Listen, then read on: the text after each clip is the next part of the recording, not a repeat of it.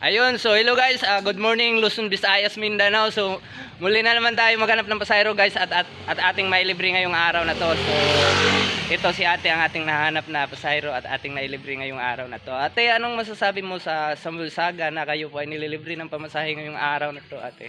Nagulat po.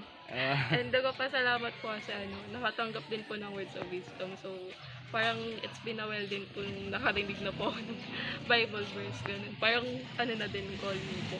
Yes po, ma'am. So maraming salamat po din sa iyo, ma'am. At saka, ma'am, wala kang babatiin. Ma'am, batiin mo na yung mamahal mo sa buhay mo, papa mo or mama mo.